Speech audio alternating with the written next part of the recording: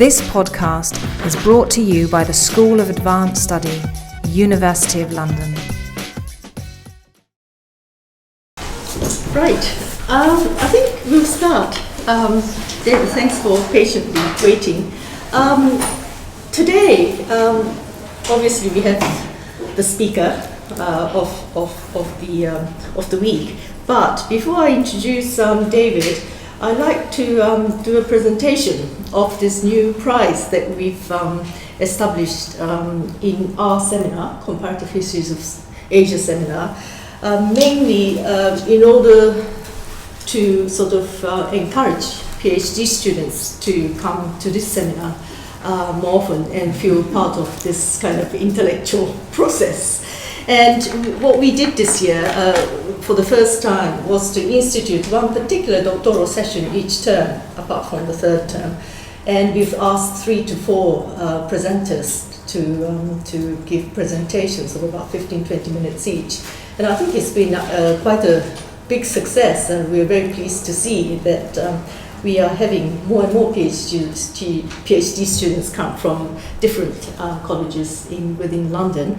And we have, the conveners have come up with a winner for this year, and it's Steve Ivings from the LSE. So have a little award ceremony.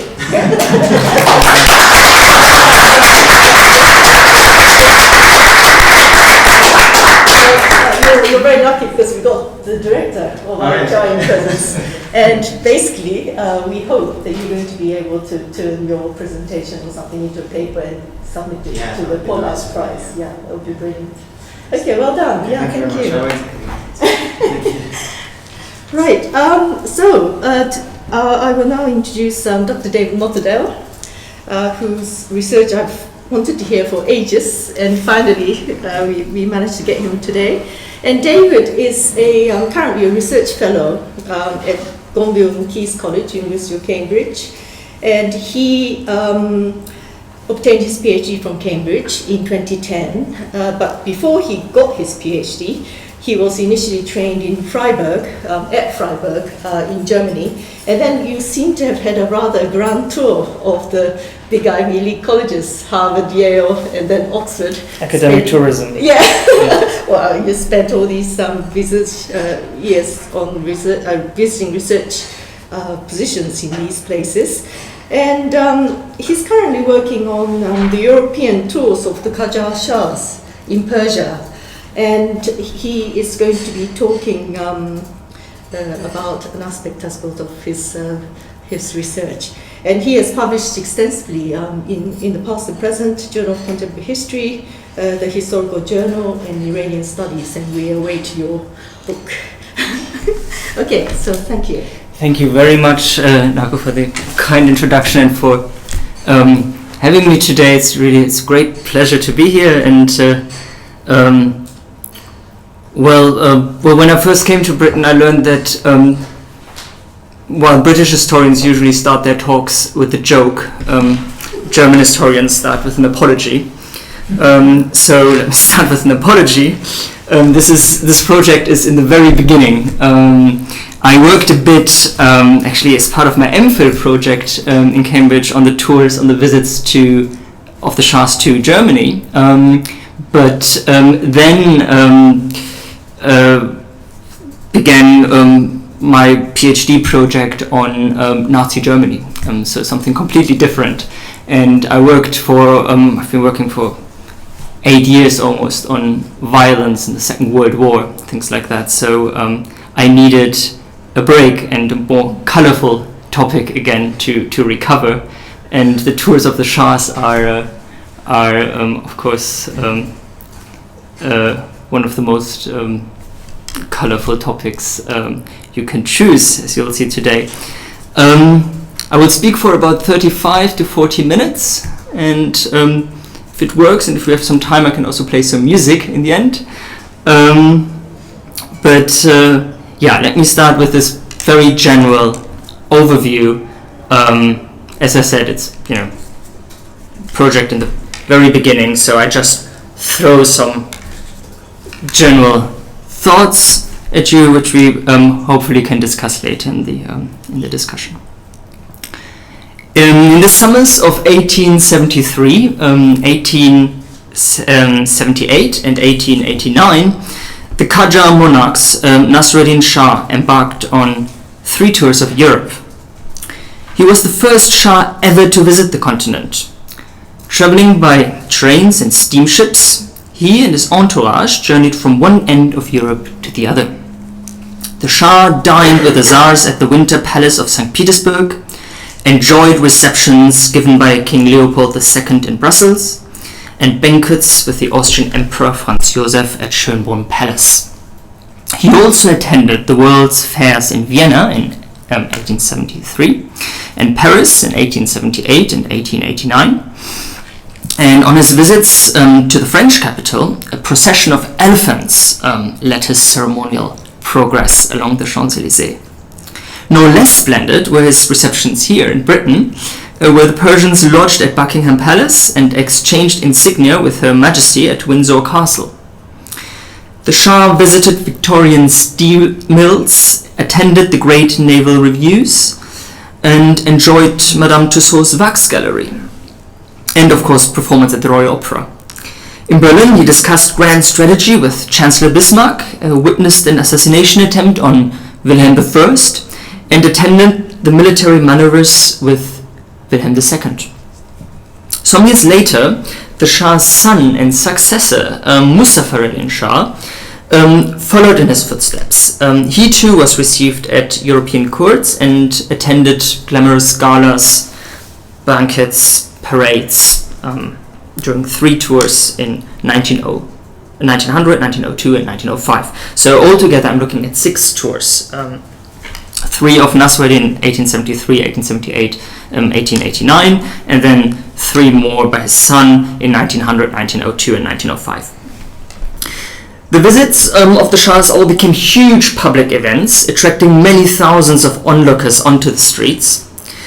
In London, Mark Twain, who in 1873 was commissioned by the New York Herald to write an entire article series on the Shah's stay in Britain, reported, I quote, "The streets for miles are crammed with people, waiting whole long hours for a chance glimpse on the Shah. I've never seen any man draw like this one." End quote.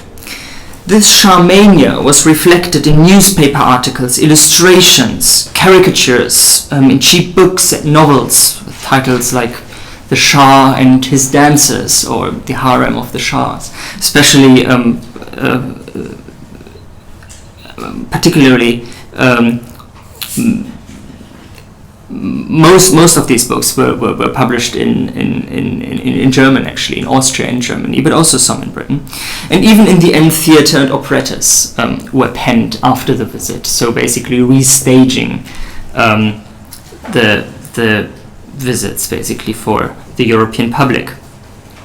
And yet the visits were exotic spectacles not only in the eyes of the Europeans. To the Shahs, Europe appeared to be a remote, strange, and at times troubling place. They recorded their experience in detail in travelogues, the Safarnames, which today provide us with a fascinating historical source. And I can tell you more maybe about the history of these travelogues, of these Persian travelogues, later on. They were published already in highly censored version just after the visits, and have recently been published by the Iranian National Archives in a more uncensored version, not in a completely uncensored version for other reasons, but still, almost the complete text is now available. Historians have given surprisingly little attention to the political history of the European tours of the Shahs. If considered at all, the visits have been routinely dismissed as devoid of any political significance, as nothing but, I quote, "costly and useless," as the Orientalist Edward G. Brown once characterized them. Yet the Shah's own accounts explicitly contradict this perception. In a memorandum of the 1870s, Nasreddin claimed that a major reason for visiting Europe was political interest. Quote, "Meeting the great kings of Europe for for the consolidation of good relations and the enhancement of friendship and mutual cooperation," end quote. Moreover, the monarch claimed to have educational aims. He wished to learn what gave Europeans their economic and military strength. These motives were identical to those given by Musa Fareddin at the outset of his first journey in 1900. And of course, while the Shah's statements have to be treated with some caution, there is evidence that the visits, even when dominated by sightseeing tours or long stays at fashionable spas, did indeed have political implications. And this brings me now to the bigger question of the paper, the broader framework. So what is the bigger question? The Shah's tours can be seen as part of a much wider historical phenomenon, which is royal visits of non-European rulers from the margins of the international system to the European centers of power. These visits became recurring events during the heyday of imperialism. As early as 1846, Ahmad Bey of Tunis was received in Paris. He was actually the first Muslim ruler to visit Europe. While the Ottoman Sultan Abdulaziz and Egypt's Caliph Ismail visited the French capital to attend the Universal Exposition of 1867. In 1881, the King of Hawaii enjoyed a visit to the Viennese Prater and a party thrown by Lady Spencer in England. His sister, who later became the last Queen of Hawaii, traveled to Britain 6 years later. Also, Sultan Abu Bakr of Johor, who was frequently received in Europe, and as some of you might know, actually died during a visit to the British capital in 1895. 2 years later, in 1897, the King of Siam visited Europe on the occasion of Queen Victoria's Diamond Jubilee and returned in 1907. His son, the Crown Prince of Siam, often visited Berlin after his education in the German capital. He had been educated at the military school in Potsdam. The Japanese prince, Komatsu Akihito, who had also been educated in Europe, made a royal journey to England in the summer of 1901 to represent Emperor Meiji at the coronation of Edward VII. So the Japanese emperor was one of the few who didn't actually come himself to Europe, probably because, well, in a way, God doesn't leave heaven. But most of the others came, and it is remarkable that almost all of these non-European rulers, the few independent non-European rulers, came. These images, of course, I mean, some of these figures don't really fit in. I mean, Ahmad Bey of Tunis was more or less independent when he came in the 40s, but then later on, of course, Tunisia was taken by France. The same is true for Abu Bakr of Johor, also more or less semi-sovereign, and the Khedive. But all the others were independent, and in a way, I try to frame my research within the history of these non-European independent powers and their struggles for sovereignty. And I think this is a fascinating field which deserves more attention by historians of international history, who tend to either focus on the European powers, on the concept of Europe, or if they look at the outside non-European world, tend to focus on colonial history and thereby forget these few non-European states that remained independent. And of course there weren't many. I mean, it was Japan, Siam, China, Persia, the Ottoman Empire, Abyssinia, Morocco, Hawaii, Korea, and of course Korea only until they were taken over by Japan in 1910, and Hawaii until the US took over. And the same with Morocco too, of course, with the French. So some of them struggled and were successful in maintaining their sovereignty, others weren't. In Europe, the visiting sovereigns, and this is actually true for all of these figures, and their ministers tried to engage in diplomatic negotiations, hoping for legal and military guarantees to secure their country's integrity and interest in a world dominated by the expanding European powers. A world in which the few countries outside of Europe that remained nominally independent faced the threat of European imperialism. Often the visitors used their stays in the European capital to broker alliances or to give out economic concessions to modernize their countries in the hope of catching up. These deals, of course, could make their states even more dependent on the European powers. And yet there was another aspect of the visits that made them even more significant to the guests, and that was the ceremonial splendor of a state visit. A formal royal reception in a European metropolis offered non-European rulers the opportunity to present themselves on the same level as European monarchs. Their participation in the rituals and ceremonials and even the leisure program of a state visit gave expression to the monarch's dynastic legitimacy and their country's national sovereignty. To a certain extent, the ceremonial aspects of the visit symbolically leveled asymmetric power relations. State visits thus offered non-European rulers a way of integrating themselves and their countries into a system of international relations that was dominated by the European powers. In order to enter the system, though, it was essential for the non-European monarchs to adapt to European court etiquette and codes of European diplomatic conduct. The guests had to acculturate to courtly manners that resulted from a specific European civilizing process, the Prozess der Zivilisation, as described by Norbert Elias. A very specific European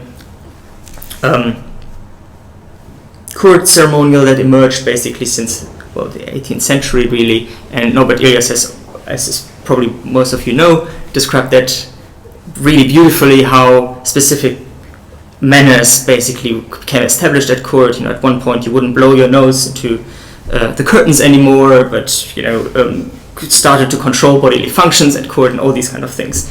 And this was something which was the European standard at the end of the 19th century.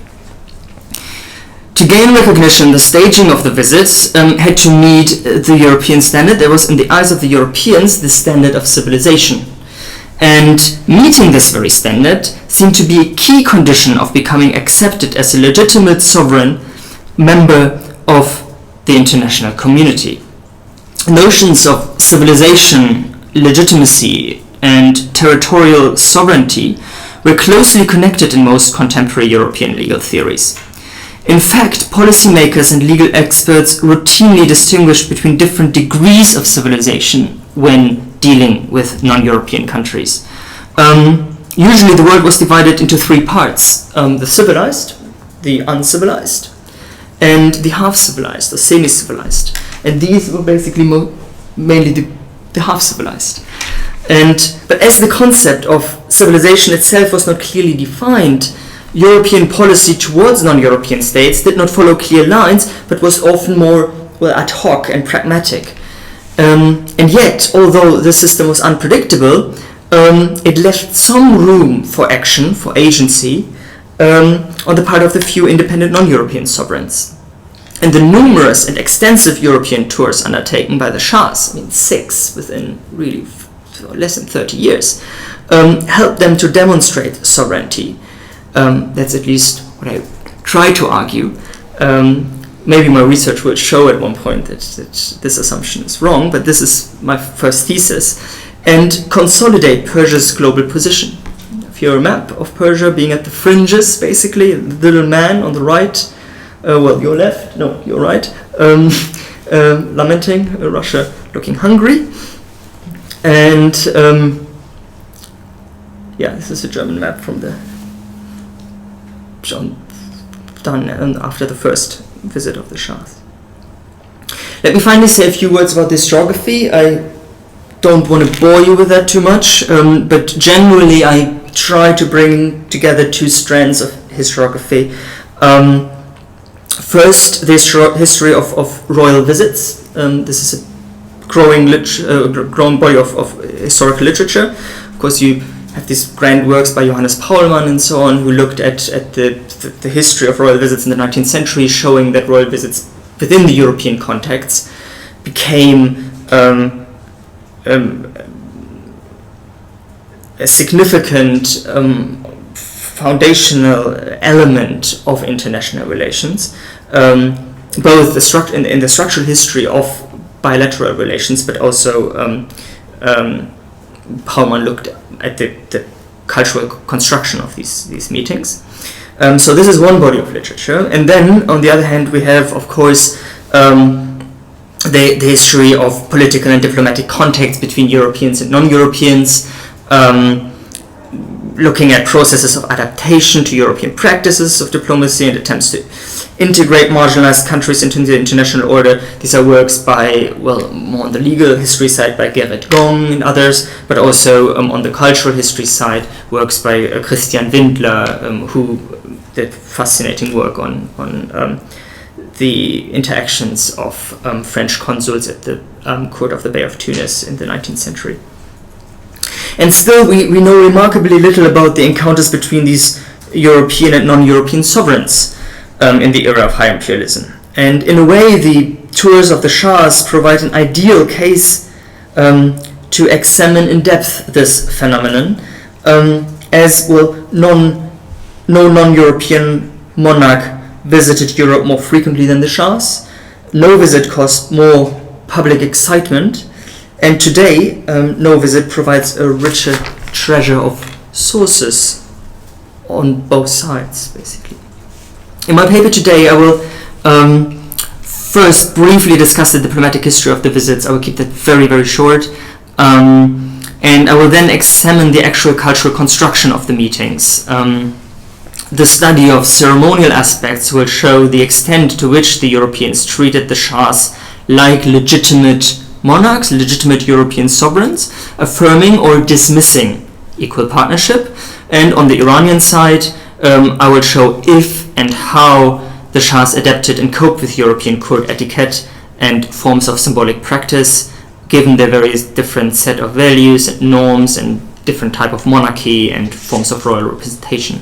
I will not speak about the Shahmania, this public spectacle. This is, I plan to have a whole chapter on that in the book, but I will not talk about this today. And I will also ignore the economic side, although this is actually a fascinating aspect of the story, and I'm happy to talk about this more in the discussion. Let me first briefly say something about the diplomatic history of the visits.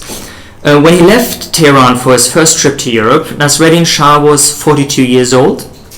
In Iran, he had almost absolute authority, although of course it's difficult to speak of Iran at the time as a proper geographic entity. The fringes were always contested, and even in the center of power, his reign was continually threatened by court rivalries and opponents, like parts of the ulama, which actually for most part opposed the visit to the West. And I think it's no coincidence that Nasreddin Shah, before his first trip to Europe in 1873, went first on a pilgrimage to the holy sites of today's southern Iraq, of Najaf and Karbala, which can be seen as a kind of concession to the ulama. Look, my first visit abroad will be not to the lands of Christendom, but to the holy sites of Islam. To present a palace revolt, the Shah took along with him nearly his whole government, including all potentially hostile functionaries. In his decision to risk traveling abroad at all, the Shah was influenced by his prime minister, Mirza Hussein Khan, who some of you might know is a very famous reformer of the Qajar era, and he was one of the main main strategist in foreign relations at the court at the time. And in its foreign relations, the Qajar court faced an increasing imperial threat from the Tsarist Empire, which as it expanded into the Caucasus, threatened northern Persia, and also from Great Britain, which was for which Persia was more or less a buffer state in defense of the Raj. And we also have to remember that Persia had suffered major military defeats, both against Russia and Britain earlier that century, which made Qajar elites very aware of their country's vulnerability and the political significance of the West, something which might not have been so obvious to Qajar elites, let's say in the 18th century or even the very early 19th century. In Europe, the Persian visitors engaged in various political negotiations in the hope for guarantees and treatises affirming Persian independence and sovereignty. Ministers and diplomats who traveled in the Shah's entourage tried to benefit from the rivalries within the European concert. They aimed to play the British against the Russians, and at the same time sought alliances with emerging powers like Imperial Germany or Belgium, but also with France and the Habsburg Empire. Keen to reduce the risk of imperial aggression, the Persians signed treatises of friendship in Vienna, Paris, and Berlin. In the beginning, it was relatively easy for the Shahs to receive invitations to the European capitals. In 1873, the newly founded German Reich, for instance, could also benefit both internally and externally from promoting itself on the world stage by receiving foreign monarchs. The same is true for the Tsarist Empire, where the court was always eager to present Russia on the international stage as a great power. And I'm happy that Moritz is here today because he's done some fascinating work actually on Persian, Iranian-Russian relations in the 19th century. British officials were, on the other hand, very keen to receive the Shah, as they were anxious that he would otherwise come under the complete Russian influence. And so in 1873, Queen Victoria even came down from Balmoral for the visit, even though she had largely withdrawn from public activity after the death of Prince Albert in 1861. The picture here of the Queen welcoming the Shah. One is from 78 and the other one when she was a bit older, and Shah too, in 1889. Over the years, the political gains secured by the Shahs during their visits shrank, even though both monarchs always took their most important ministers with them to Europe and continued to seek political negotiations. As imperial rivalry increased, the Europeans became more and more reluctant to sign treaties of friendship and to grant guarantees. British and Russian hunts for exploitative economic concessions during the visits became more and more severe. At the same time, statesmen in Berlin, Paris, Brussels, and Vienna became increasingly hesitant to get involved. They perceived Iran more and more as an Anglo-Russian issue. The diplomats of these smaller countries demanded that the Shah limited his entourage and reduced the length of his stay. They also delayed sending out invitation until the Shah had been invited to St. Petersburg and London. During the latest days, officials in these countries attempted to organize an overwhelming number of leisure activities, effectively presenting the visit as an apolitical leisure trip.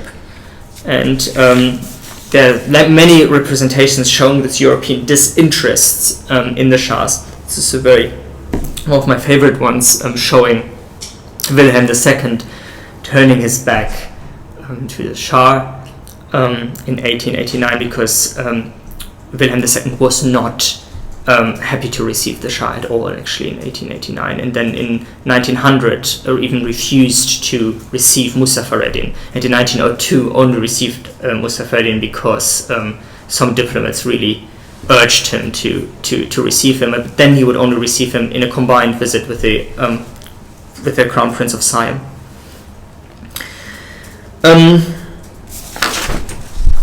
Finally, the Persian Constitutional Revolution, which broke out in 1905, among other reasons over the collection of taxes to repay Russian loans for the Shah's last royal tour, made further travel impossible.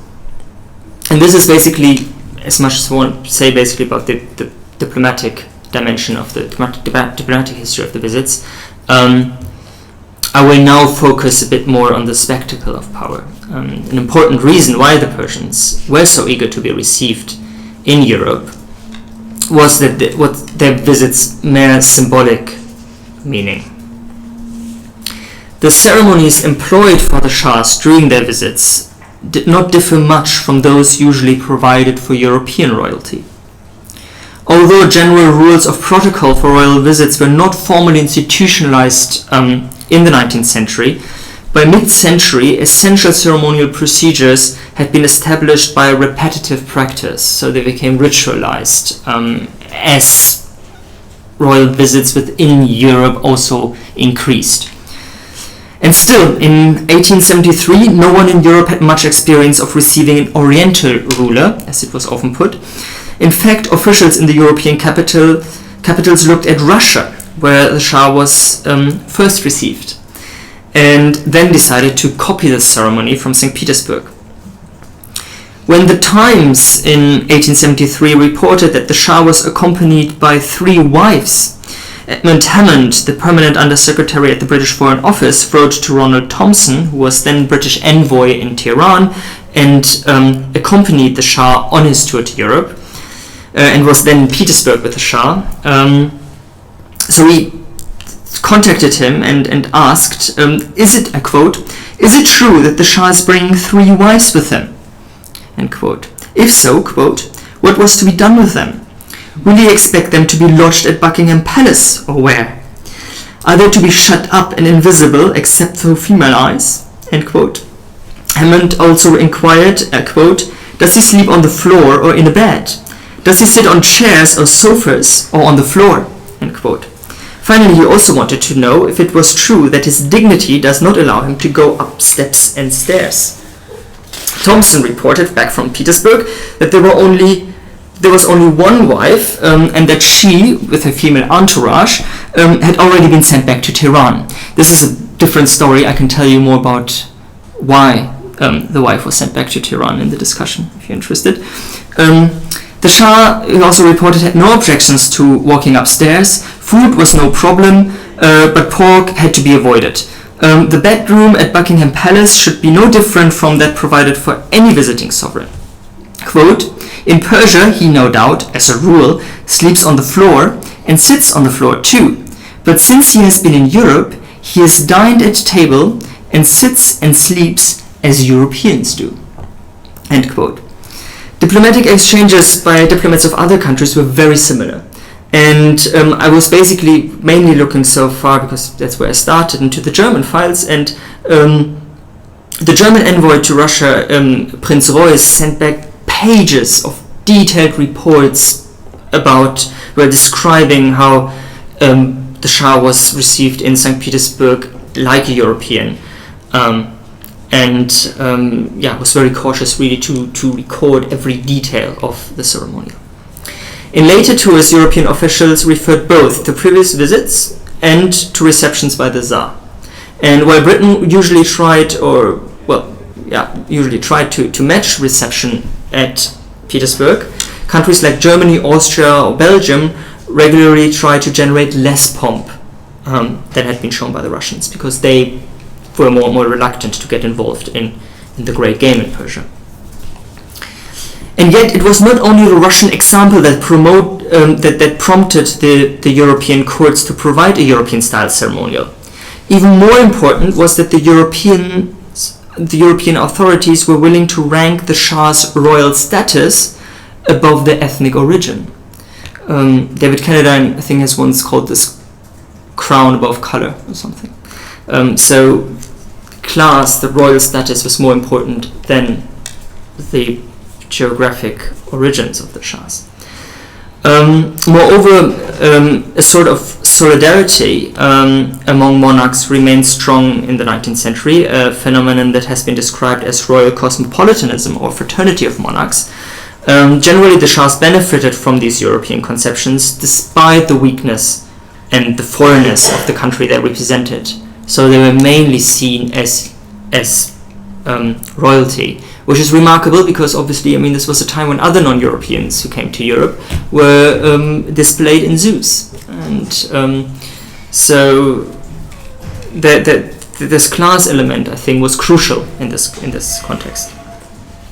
And the Persian court was in fact anxious that the Shahs were received like European monarchs, and the first visits, for instance, were prepared by the Qajar statesman Mirza Malcolm Khan, another very famous reformer of the Qajar era, who traveled to Europe in advance and would negotiate at the courts and make sure that every detail matched the European standard. During the visits, the Shahs were provided with modern means of transport, like trains or steamships, often accompanied by an honor guard, and were always accommodated in palaces. The main streets of the European capitals were decorated with the Persian national colors and the hoisting of the Persian flag, symbolizing the monarch's authority and Persia's sovereignty. Also, the Persian insignia of the lion and the sun became part of the ceremonial iconography, and I have here some pictures. Basically, this shows the Shah's arrival in Moscow in 73, here in Berlin with Crown Prince Frederick in open carriage. The Shah, interestingly, much darker in the face than he really was. Very grand, the entry in Paris. Again, you see the national insignia here, this, which also contributed to the nationalization of Iran, but I can also talk about this a bit in the question period. And here in London, and here's another one in London, arriving on the Thames. The Shahs, for their part, performed, so this is basically why I think the Europeans, the reasons why the European provided this European ceremonial.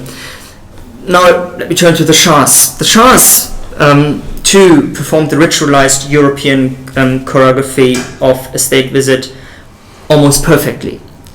And I think there are two main reasons for that. And the first one is that they had basically no problem in coping with aristocratic practices which resembled those of the Qajar court. In fact, Europeans and Persians shared much ceremonial ground. There were many aspects of the court ceremonial that were very similar. Hunting, for instance, gave the Shahs the opportunity to present themselves according to European custom without difficulty.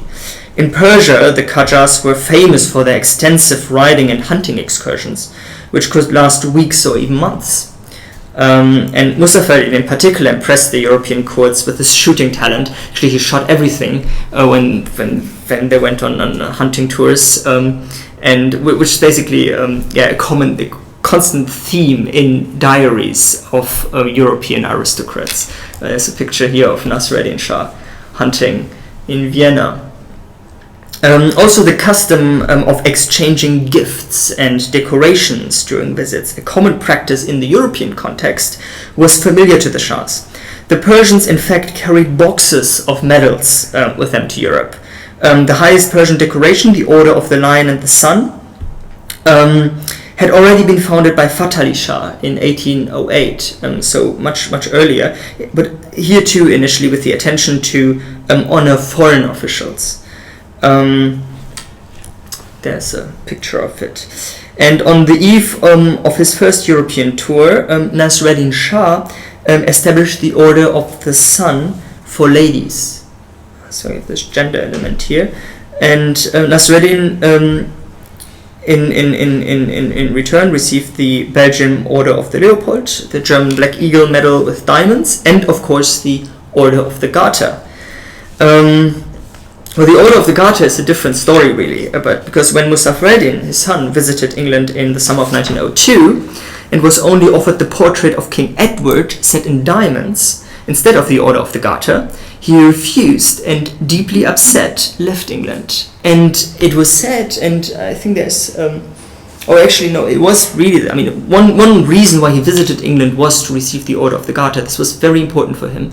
And I think the Order of the Garter was presented, once to the Japanese emperor, and I think the only other non-European monarchs who received it was the Persian Shah.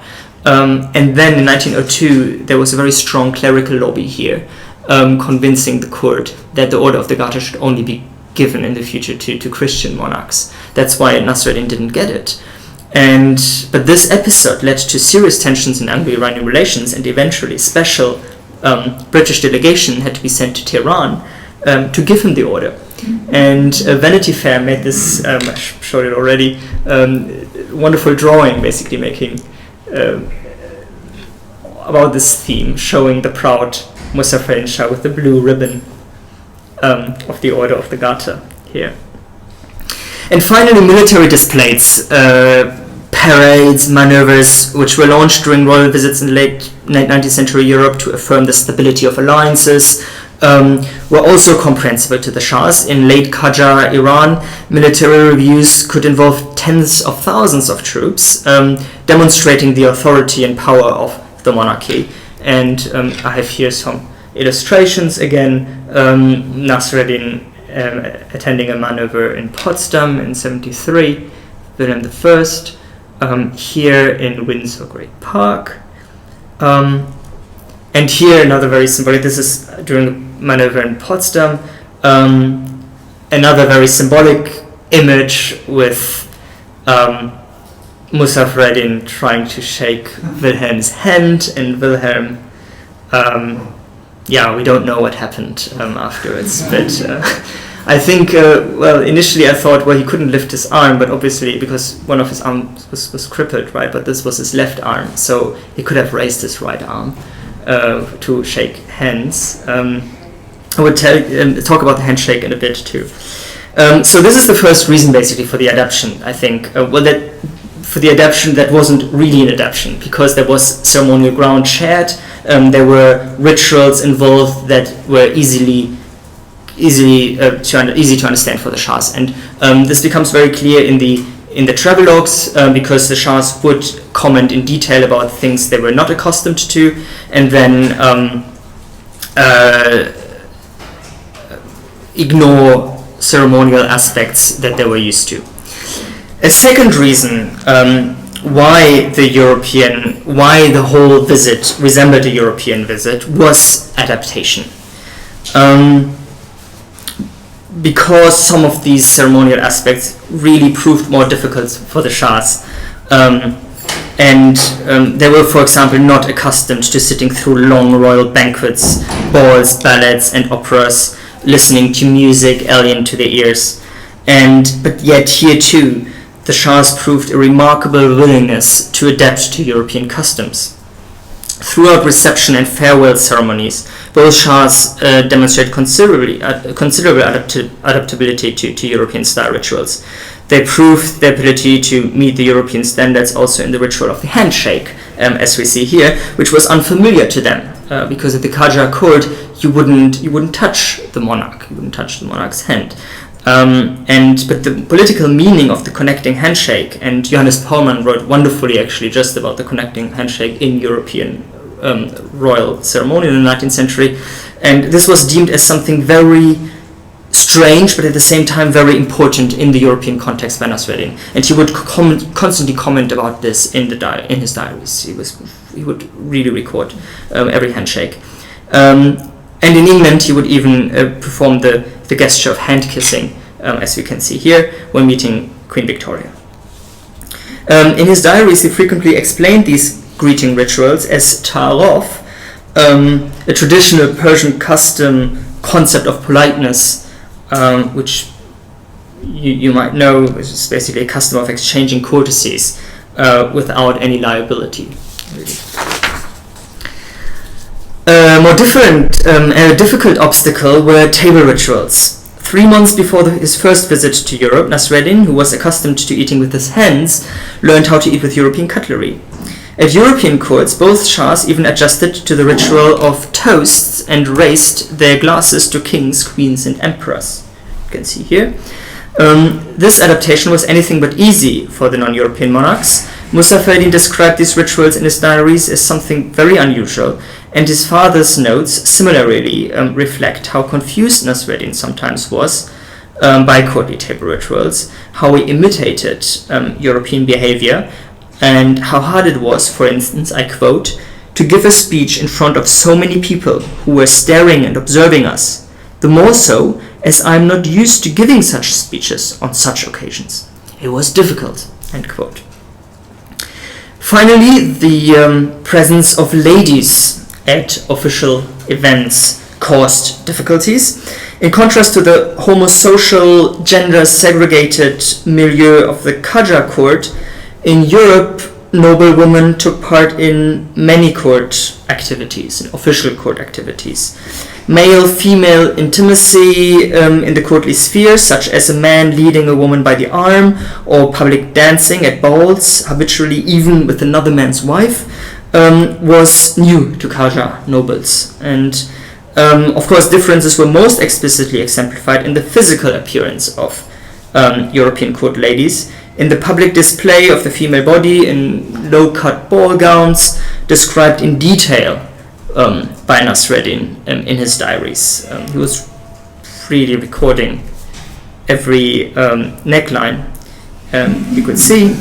And but since women were present at galas and dinners in St. Petersburg in 1873, the other European courts decided that they would not exclude them.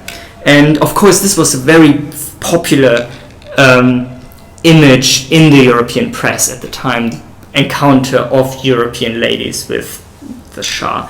You can see here, or there's another one here, the third one in the theater. In his travelogue, Nasreddin made often very unflattering remarks about the aristocratic ladies of Europe, which is remarkable because he would write in very positive ways often about women he encountered on the streets, but in the courtly sphere, women were perceived differently by him. Of Bismarck's wife, Johanna von Puttkammer, he noted, for instance, I quote, "Bismarck's wife is very, very, very ugly. Poor Bismarck." Though he later put her into perspective, I quote, "They introduced General Boyen's wife to me. Thousands of blessings upon Bismarck's wife. Amazing how ugly she was. Poor Boyen. His daughter was also very, very ugly." 22-year-old Princess Mary of Teck, later Queen Mary of England, the wife of George V, wrote to her Aunt Auguste in Berlin about a ball at which the Shah, I quote, saw Baroness Burdett Coates, who was so startled by her plainness that he turned to Aunt Alex, the Princess of Wales, pointing at the Baroness, and said in French, "Horreur."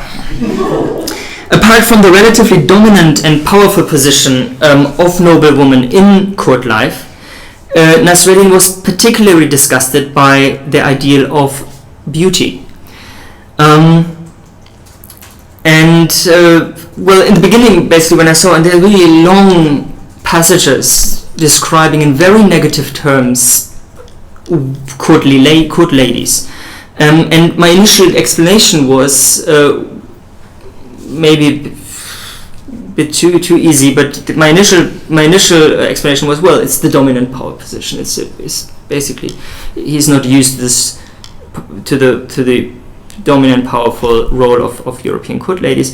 But then I read this wonderful book by Afsaneh Najmabati, which some of you might know, Women with Moustaches and Men Without Beards. It's Gender History of 19th Century Iran, which has some really good chapters on aesthetics, body aesthetics, and the female body. And then I realized that it might be really the ideal of beauty that was one of the reasons for these descriptions. And because in his diaries, for example, he continuously commented on the artificial, even non-existent eyebrows of European noble women and the white powder that covered their faces. This was a common theme recurring. And in fact, as I learned by Najmabati's book, both contrasted unfavorably with the Qajar ideal of the thick monobrow and the rose-faced women with a natural red cheek. So according to the Qajar ideal of beauty, a woman had a monobrow, they had rose cheeks, and ideally even a little down of moustache. I have actually, probably these grand Qajar paintings, and this is basically one showing a Qajar lady. I mean, it's interesting actually, Najmabati makes the point that in the end you often can't really see the difference if there's a man or a woman, male or female, depicted in these images, because the Qajar idea of beauty, both for men and for women, was really a 17-year-old boy. Here, I think you can. I mean, it's quite clear, and there's no moustache. But many of them have one. And I mean, this picture you're probably familiar with as well. This is the picture of Nasreddin's harem, just to give you an idea of his ideals of beauty. Finally, the age of ladies became an issue too. He disapproved of the presence of mature ladies in the royal public domain, and this embroiled him, Nasreddin, in a delicate situation in 1873 when the German bourgeois journal Gartenlaube reported, I quote, "At a ball he asked an older lady, vous, vieille, pourquoi ball?" In other words, "You're definitely too old for a ball, madame, go home." According to the British diplomat Sir James Reynolds Rott, a similar event had already occurred in St. Petersburg when the Persian monarchs pointed with an extended forefinger at the décolletage of the empress, observing, quote, "Vieille, laide, pourquoi mieux?" Sorry.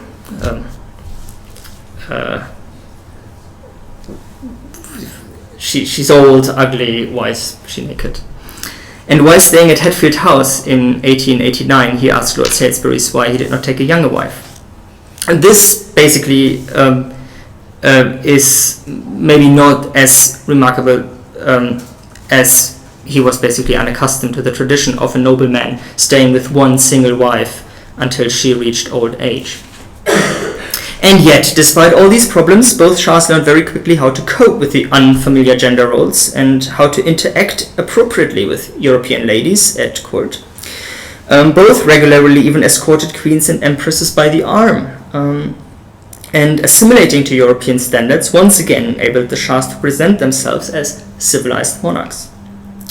So what was the reason for this adaptation? The Shahs' adequate performance in Europe was entirely in their own political interest. Although the very adaptation to European etiquette implied recognition of European hegemony, proper receptions at the European courts helped them to promote the image of their country and themselves on the international stage.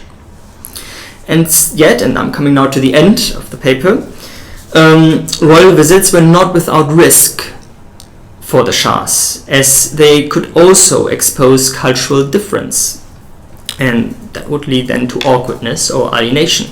In some cases, the Shahs simply could not cope with European customs.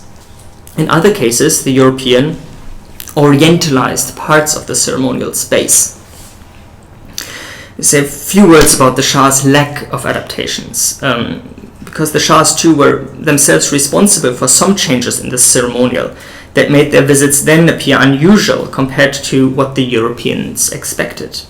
Indeed, the list of anecdotes of the Shah's improper behavior at court are long, and it's often very difficult for me to find out which anecdotes are based on facts and which were made up by the press, because the press was, of course, obsessed with the savage Shah misbehaving in Europe. But in many cases, descriptions in the press match descriptions in official documents, diaries, and even in some cases the Shah's notes. Most amusing to European observers was the Persians' reluctance to remove their fur caps during formal dinners, for example, whereas according to European custom, one had to remove one's headgear and keep the shoes on, basically, when one enters the room. Qajar etiquette dictated the opposite, right? You took off your shoes and leave on your hat. More problematic was the Shah's lack of French, the lingua franca of European royalty and diplomacy. Both Nasreddin and Muzaffarddin could understand some French, but were mainly unable to speak it, at least fluently. These linguistic deficiencies of both monarchs resulted in conversations that were often reduced to a few mercis, nons, and ouis. And since their French was not sufficient for proper conversation, they spoke altogether very little. Muzaffarddin occasionally said très magnifique or très bon at intervals without any particular reason. This language barrier was a real burden to the Shahs and made their visits obviously appear unusual in the European context. In the end, the Shahs were completely dependent on European interpreters.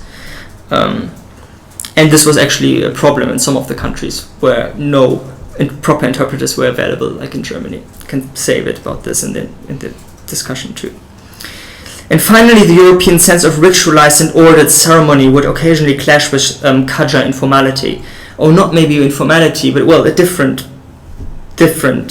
ceremonial. Nasreddin in particular did not stick to the minutely detailed schedule that characterized royal visits of the 19th century in Europe. After all, in Qajar protocol, it was the monarch who determined the schedule by the speed of his actions. And the European press, used to a proper ceremonial performance from their monarchs, frequently took offense at the disorganized behavior of the Shahs. So this was basically one reason for this, that the visits sometimes seemed awkward, that the Shahs basically couldn't adapt or didn't understand to adapt. Or that they didn't adapt because adaptation would also imply a loss of authority within their own entourage, or on the Persian side basically. And yet the Europeans also made some changes to the usual ceremonial. Parts of the decorations provided for the visits articulated stereotypical patterns of Oriental taste, which were mostly a creation of the European imagination and had little to do with Iranian reality. Palms, Persian carpets, colorful pillows were arranged. In Berlin, a Persian marquee, as it was called, was built at the train station to welcome the Shah in 1889. In London that year, a gigantic Oriental papier-mâché palace was constructed on the facade of some of the houses on the road to the Guildhall. Usually, the Shahs presented with these odd spectacles could not understand quite what the hosts were intending to signal. It's quite interesting, actually. There's some occasions, for example, when Nasreddin was shown Orientalist paintings, and he would describe them in his diaries, but he would describe them as Arabic art. So basically identifying his own other with it in a way. Well, here you see the palace, the Oriental Palace in London, or here the palms arranged for the Shah. And also look at the Shah's itineraries in Berlin show that the visits to the theater were special, as they only saw plays on Oriental themes, and most of them penned obviously by Europeans. In 1873, Nasreddin watched the ballets Aladdin and Sardanapal, both pieces set in the Orient and articulating Orientalist stereotypes. In 1878, he visited the ballet Morgana, which incorporated pieces from the Arabian Nights. And in 1889, the ballet of Vincenzo Bellini, The Buccaneer, with, I quote, its Oriental images and fantastic, colorful dances, as a newspaper put it. And, well, this is basically the final example, music.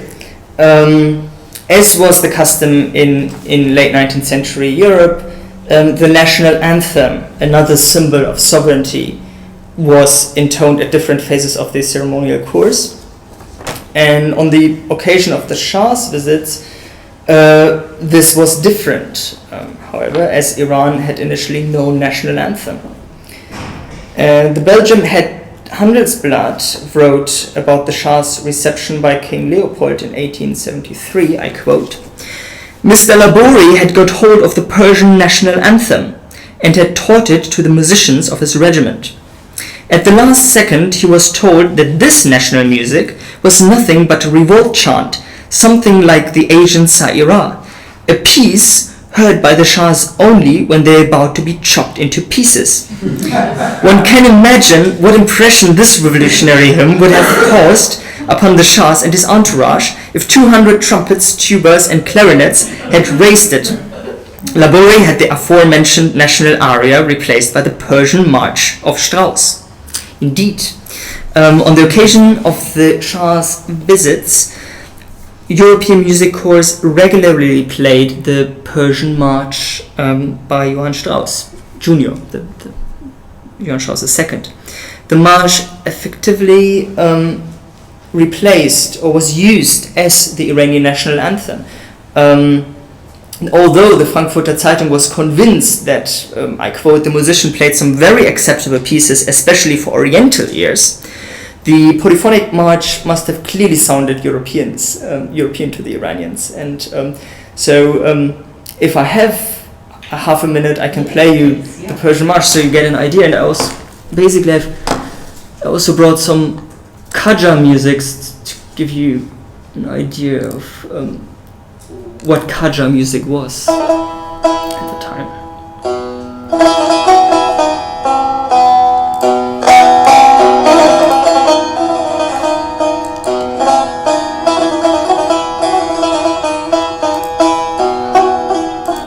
So just to give you an idea of the style of music, the Qajars were accustomed to, and now play you the Persian march, which was really performed throughout Europe. As the first Persian national anthem was commissioned by Persian Shahs just after the turn of the century, so the big end basically of this phase of European tours.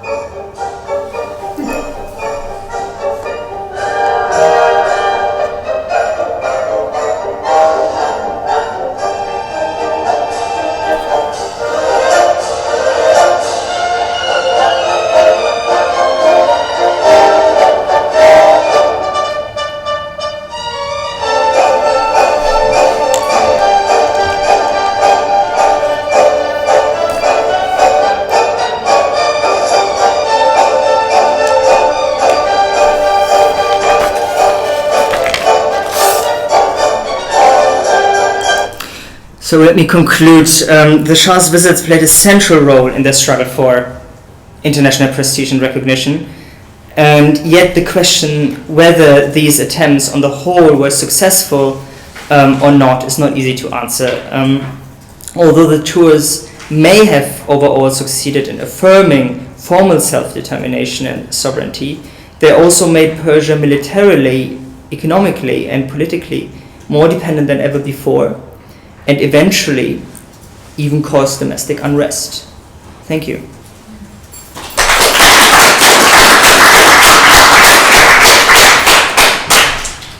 Right, well, David, thank you so much for such a rich presentation with the kind of materials that we normally don't have access to. And today we do have in our audience quite a lot of specialists who work on monarchy and pageantry and spectacles. So I'm going to open up the floor right away. I'm sure there are. Yeah. Anybody? Yes. I think one last question was more about spectacle and monarchy, so I hope that's all right. But in terms of payoff, one of the things which interests me is the way in which people are invited to big international conferences like the Brussels Conference of 1890 to regulate access to firearms and things in Africa. And it's quite striking that Persia is invited to that.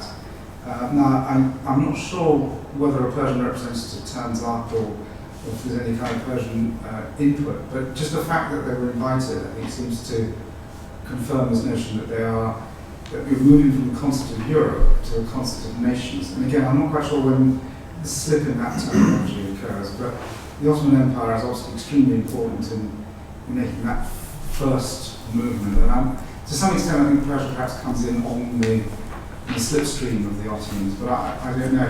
That may be one positive thing from Persia's point of view. Yeah, this is, I think, one of the crucial indicators. Thank you very much for raising that issue. I think international congresses are one of the best indicators to see the integration of these non-European states in the international system. The Congress of Vienna was a completely European affair. There was non-European representative, whereas the Paris Congress of 56, I think 57, 56, I think, was after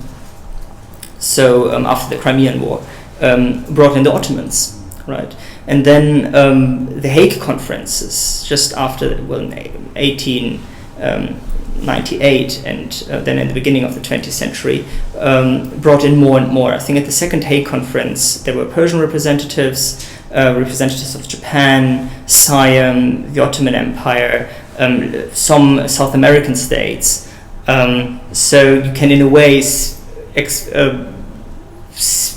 understand or see the expansion of the international system through the lens of these congresses and through the expansion of the congresses. So yeah, I think that's actually a fascinating aspect to look at when one studies the expansion of international society in the 19th century. Do you know which one was the first one that Persia attended? Probably the one you mentioned. When was that? 1890, I think, Brussels. Yeah, the Brussels Conference would have been the first, because I think before that it would have been the Congress of Berlin, and in 1878, and as a big conference, and that was actually an interesting conference because it took place just after the Shah had visited Berlin. So he could have stayed, or at least some diplomats could have stayed if they wanted to. And this was actually a topic in the German press at the time, that the Shah didn't stay and wasn't invited, wasn't part of it. Bismarck actually even refused to see the Shah in 78 because he said, he officially said he was ill, but in reality was preparing for the Congress. Hilary. And I was just interested to find out how concerned the parties organising these tours were in projecting images back home, and how they were, and what the public and popular reception was. Was that as important as projecting themselves in Europe? Yeah, that is a crucial question. It's so difficult to answer. I was looking, the thing is, a public sphere, if you can call it like that, only emerged very late in the 19th century in Iran. Much later, for example, than in the Ottoman Empire.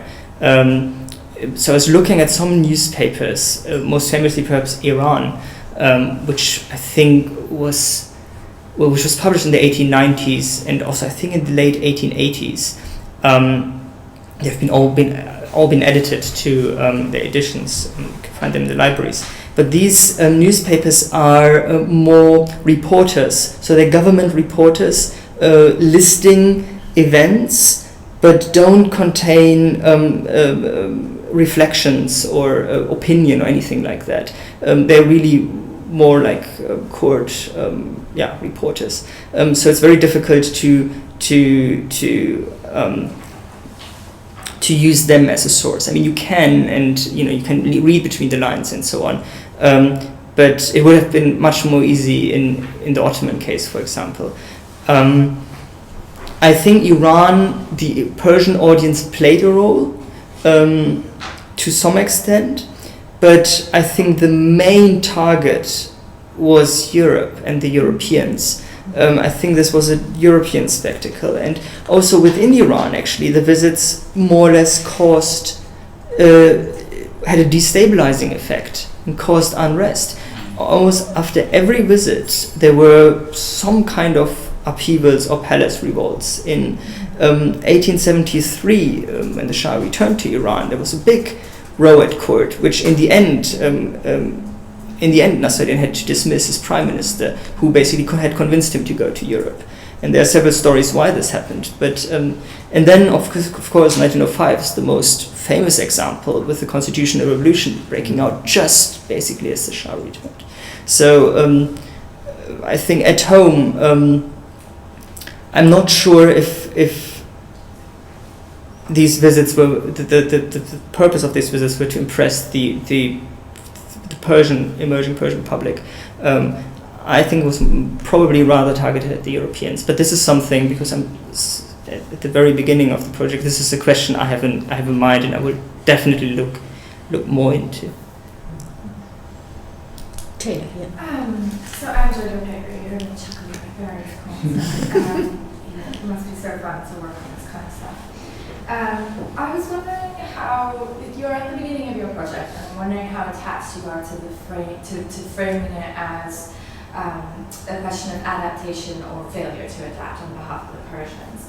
and I wonder if that's a little bit, maybe, for lack of a better phrase, a little bit of an old-fashioned approach to it, and really what we're not looking at here is instead both sides anxious to try to create some kind of common ground, some kind of language through which they can conduct these certain kinds of diplomacy, and they have to straddle, they have to find some things that they share, and they have to find some compromises, and at the same time they also have to perform their own authenticity to their own audiences, and that's what I saw, the balance being struck here, rather than adapting successfully or not successfully, and that struggle to find that balance between compromising and performing your own authenticity happens on both sides, I think.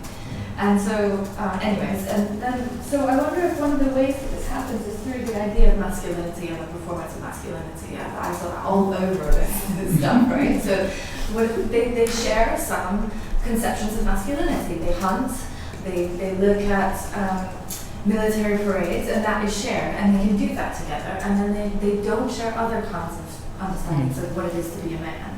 And both sides have to perform that failure to agree. And it's more, I would suggest, more of a performance than a failure. Mm-hmm. Yeah, no, both points, absolutely accurate. Yeah, I'm not sure about the point of authenticity, because I think it wasn't really clear what authenticity was for either side. I mean, authenticity was perhaps also invented to a certain extent, and Iran was really invented during these tours in terms of, yeah, exactly.